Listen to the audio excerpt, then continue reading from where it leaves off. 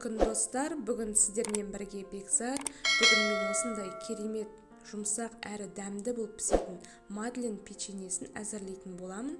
Үйдегі бар заттармен әзірленетін керемет печеньені сіз де әзірлеп қараңыз. Ал кеттік, ол үшін бізге не қажет?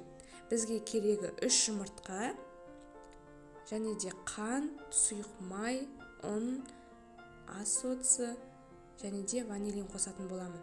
3 жұмыртқаны жақсылап араластырып, оның үстіне қант қоспасын қосамын, және де сұйық майды қосып, үшеуін қант ергенше араластыратын боламын. Қанша қант қосу керек, май қосу керек, мен описание бөліміне жазып кететін боламын, сол жерден қарасаңыздар болады. Мінекей осылайша араластырамыз миксермен, және де мен ұнымның үстіне ас соусын қосып жіберемін. Қосып және де араластырамын. Содан кейін барып оны себелеймін. Ұнның бәрін сразу бірден салмаймын. Оны осылайша бөліктерге бөліп отырып себелеймін. Бар жоғы 5 минутта әзірленетін керемет печенье. Мінекей тағы да себелеймін.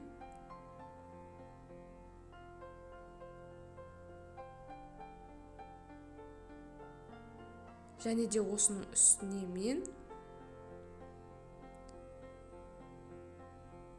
ванилин қоспасын қосатын боламын. Сол кезде печеньенің дәмі де, иісі де өте керемет болады.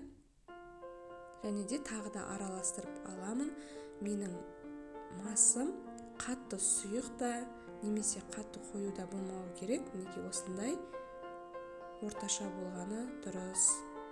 Енді мен осыны арнайы формаға қазір құйып, мінекей осылай қасықтап пісіріп алатын боламын. Дайындалуына 5 минут, пісуіне 10 минут, бар жоғы 15 минутта алатын керемет. Осындай тез дайындалатын печеньені сіз де әзірлеп қараңыз. Мінекей мен осындай қылып 3 рет салып духовкаға пісіріп алдым, 170 градуста. Тез дайын болатын печенье. Мінекей, мен оның үстіне сахарный пудрамен әсемдедім.